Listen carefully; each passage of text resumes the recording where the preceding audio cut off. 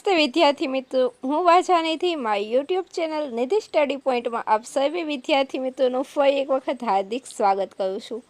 આજે આપણે જોવું છે ધોરણ 6 વિષય વિજ્ઞાન એટલે કે કુતૂહલ, પાઠ નંબર 2 સજીવ સૃષ્ટિમાં વિવિધતા, જેમાં આપણે જોઈતા હતા સ્વાધ્યાય પોથી સોલ્યુશન, જેમાં આજે આપણે જોવું છે પેજ નંબર 14 અને 15 પરના પ્રશ્નો। તો જો એ પેજ નંબર 14 પર તમને આપેલો છે પ્રશ્ન 6। પ્રશ્ન 6 પહેલાંના અગાઉના જેટલા પ્રશ્નો છે તે આપણે અગાઉના લેક્ચરમાં જોયેલા છે। તો આજે આપણે પેજ નંબર 14ના પ્રશ્નો અને 15ના પ્રશ્નો જોઈએ છીએ। તો પહેલો પ્રશ્ન આપણે એટલે કે પ્રશ્ન નંબર 6 છે, દ્વિદળી વનસ્પતિ એટલે શું? તેના 6 ઉદાહરણ આપો। તો જો જે વનસ્પતિના બીજમાં 2 બીજપત્રો આવેલા હોય છે તેને શું કહેવાય છે? દ્વિદળી વનસ્પતિ કહે છે। આવા બીજને દબાવતા તેના 2 સરખા ફાડ એટલે કે ડાળ થાય છે। તો જો સામાન્ય ભાષામાં કહીએ તો જેની ડાળ બને એ બધાને શું કહે છે? દ્વિદળી કહેવાય છે। તો કે જે વનસ્પતિના બીજમાં કેટલા 2 બીજપત્રો હોય। ઉદાહરણ આપણને આપેલા છે મગ છે, ચણા છે, વાલ, વટાણા, તુવેર, મગફળી। આ સિવાય આંબા, લીમડા, રાઈ, કપાસ પણ આપણે લખી શકીએ છીએ। આ બધા કેવા છે? દ્વિદળી બીજ છે। ત્યારબાદ જોઈએ પ્રશ્ન 7, એકદળી વનસ્પતિ એટલે શું? તેના 6 ઉદાહરણ આપો। તો એના જવાબમાં લખીએ, જે વનસ્પતિના બીજમાં કેવા હોય? એક જ બીજપત્ર આવેલું હોય તેને કેવું કહેવાય છે? એકદળી વનસ્પતિ અથવા તો એકદળી બીજ કહેવાય છે। આવા બીજને દબાવતા તેના શું થાય છે? 2 સરખા ભાગ કે ફાડ થતી નથી, પણ તે શું થઈ જાય? ભૂકો થઈ જાય। જો એક સામાન્ય ભાષામાં એકદળી વનસ્પતિમાં કોણ કોણ આવશે? તો કે જે બધા અનાજ પાક છે, જે ધાન્ય પાક છે, જેમ કે ઘઉં છે, બાજરી છે, મકાઈ છે, એ બધા શેમાં આવશે? એકદળીમાં આવશે। અને દ્વિદળી એટલે શું? તો કે બધા જે કઠોળ પાક છે, જેમ કે ચણા છે, વાલ છે, વટાણા છે, હમણાં આપણે આગળ જોયા તે બધા કેવા છે? દ્વિદળી છે। તો જો એકદળીમાં આપણે જોઈએ 6 ઉદાહરણ આપણને કીધું છે, ઘઉં છે, મકાઈ છે, બાજરી છે, ડાંગર છે, જુવાર છે, નાળિયેર છે, આ બધા કેવા છે? એકદળી છે। આ સિવાય આપણે શેરડી, કેળ, વાંસ પણ લખી શકીએ છીએ। ત્યારબાદ જોઈએ પ્રશ્ન 8, નીચેના પ્રાણીમાં હલનચલનની રીત અને હલનચલનનું અંગ જણાવો। હવે હલનચલનની રીત કઈ છે અને તેનું અંગ કયું છે તે આપણે જોવું છે। તો સૌથી પહેલાં આપણને આપ્યું છે કાગડો। કાગડો છે એ હલનચલન શેના દ્વારા કરશે? તો કે હલનચલનની રીત કઈ છે? ઉડવું। અને ઉડવું છે એ શેના દ્વારા કરે? તો કે પાંખો દ્વારા। અને હલનચલનની રીત કઈ છે? તો કે ચાલવું। અને એનું અંગ કયું છે? તો કે પગ દ્વારા। તો એ હલનચલન પાંખ દ્વારા પણ કરશે અને પગ દ્વારા પણ કરશે। ત્યારબાદ આપણને આપેલું છે માછલી। તો માછલી છે એ હલનચલન શેના દ્વારા કરશે? તો કે માછલી છે એ હલનચલન મીન પક્ષ દ્વારા કરશે અને પૂંછડી દ્વારા કરશે। અને હલનચલનનો પ્રકાર કયો છે? તો કે તરવું। ત્યારબાદ જોઈએ વંદો। વંદો છે એ હલનચલન કેવી રીતે કરે છે? તો કે ચાલીને અને ઉડીને। જે પાંખોવાળા વંદા આવે છે એ શું કરે છે? ઉડે પણ છે। તો ચાલીને અને ઉડીને કરે છે। અને હલનચલનના અંગ કયા છે? તો કે 3 જોડ પગ। વંદામાં 3 જોડ પગ આવેલા હોય છે અને 2 જોડ પાંખો આવેલી હોય છે, જે શેને માટે? હલનચલન માટે એને ઉપયોગી બને છે। ત્યારબાદ જોઈએ બકઈ। બકઈ છે એ શેના દ્વારા? તો કે ચાલવું, દોડવું અને કૂદવું, ત્રણેય રીતે હલનચલન કરે છે। અને એનું અંગ કયું છે? તો કે 4 પગ છે એ એના શું છે? અંગ છે હલનચલન કરવા માટેના। ત્યારબાદ જોઈએ પ્રશ્ન 9, નીચેના પર્ણોને ઓળખો અને તેનો શિરાવિન્યાસ જણાવો।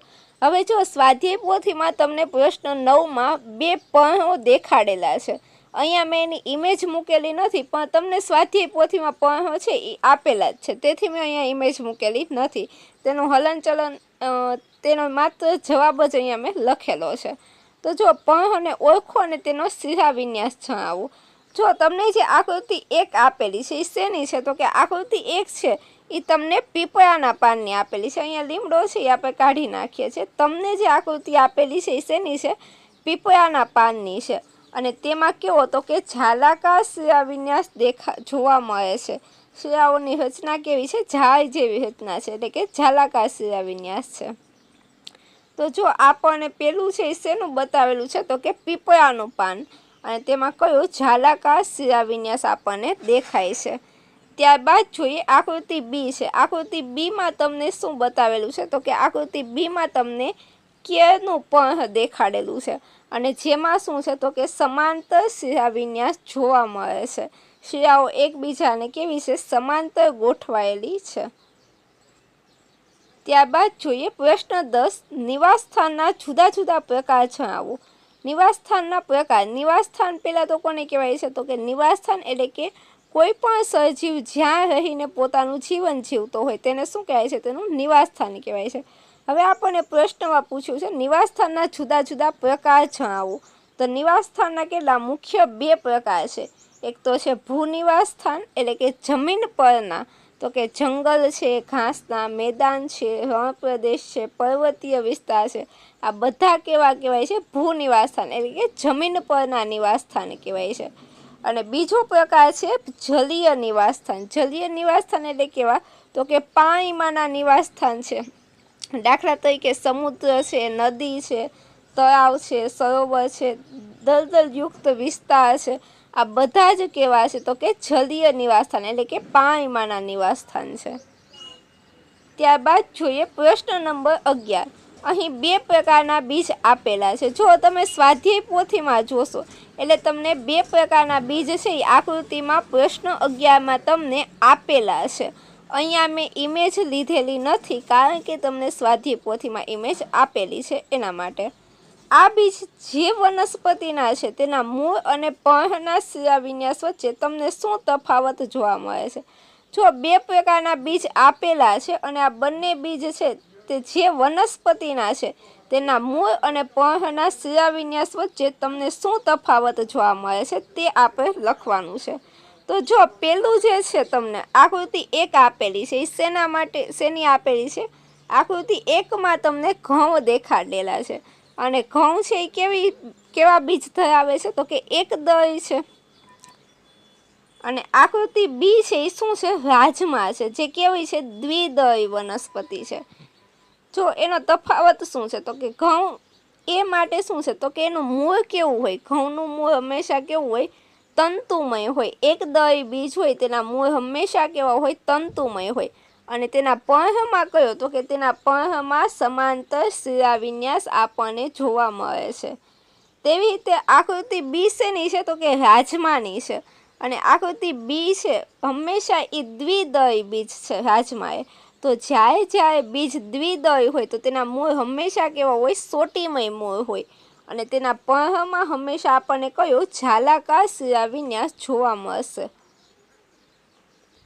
ત્યારબાદ આપણે જોઈએ પ્રશ્ન નંબર 12।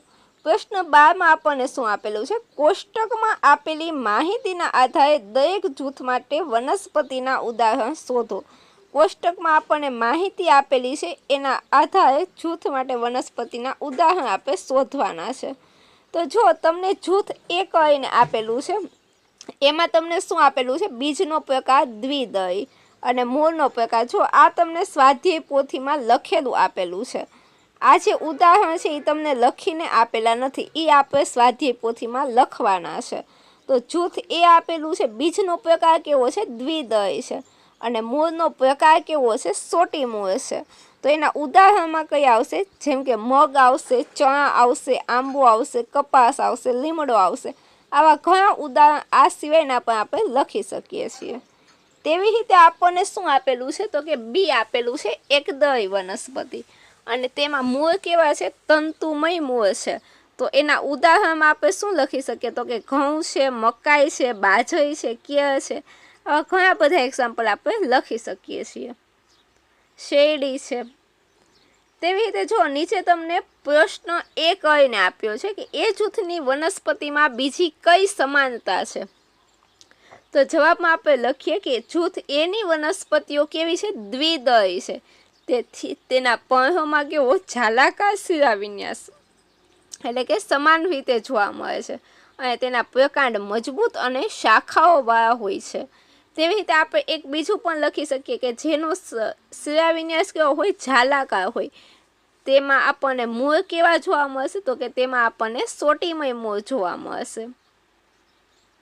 ત્યારબાદ જોઈએ બી જૂથની વનસ્પતિમાં બીજી કઈ સમાનતા છે, તો કે જૂથ બીની વનસ્પતિઓ છે એ કેવી છે, એકદય છે, તેથી તેના પર્ણમાં આપણને કેવો સમાંતર શિરાવિન્યાસ જોવા મળે છે, અને એના પ્રકાંડ કેવા હોય તો કે પોલા અને નબળા હોય છે.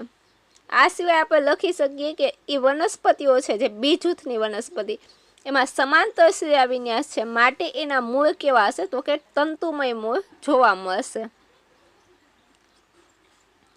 ત્યારબાદ આપણે જોઈએ પ્રશ્ન નંબર 13 અને પેજ નંબર 14 અને આપણે 15ની ચર્ચા કરતા હતા. 15માં પેજનો છેલ્લો પ્રશ્ન એટલે કે પ્રશ્ન 13.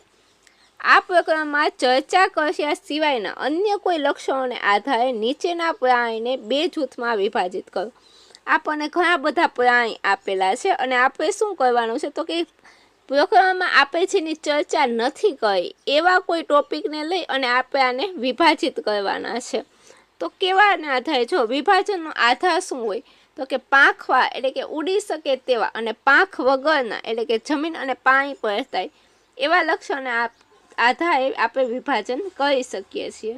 જો કે આપણે કહીએ પાંખવા અને ઉડી શકતા પ્રાણી કયા છે તો કે વંદો છે, કબૂતર છે, ચામાચીડિયું છે, તીડ છે. અને પાંખ વગરના અને ન ઉડી શકતા પ્રાણી કયા છે તો કે ગાય છે, કાચબો છે, વેલ છે, માછલી છે, ગરોળી છે વગેરે. આ સિવાય પણ તમે અન્ય આધાર જેમ કે કરોડરજ્જુ વા અને કરોડરજ્જુ વગરના એવો પણ આધાર લઈ શકો છો, પણ અહીંયા આપણે આધાર તરીકે શું લીધું છે, પાંખ વા અને પાંખ વગરના એવો પણ આધાર લઈને આપણે કરેલું છે. તો ચલો અહીંયા આપણે જો કરોડરજ્જુ વા અને કરોડરજ્જુ વગરના એના પણ લીધેલા છે. કરોડરજ્જુ વગરના કયા છે, વંદો અને તીડ, અને કરોડરજ્જુ વાળા કયા છે, બાકીના જેટલા પણ બધા વધે છે એ બધા કેવા છે, કરોડરજ્જુ વાળા છે. ચલો આજનો પ્રશ્ન તે અહીંયા રાખીએ અને આજનો લેક્ચર પણ અહીં સુધી જ રાખીએ. ફરી મળીશું આવતા લેક્ચરમાં પેજ નંબર 16 અને 17 સાથે. ત્યાં સુધી મને રજા આપો અને જો તમે ચેનલ પર નવા હોય તો ચેનલને લાઈક કરો, શેર કરો અને સબસ્ક્રાઈબ કરો.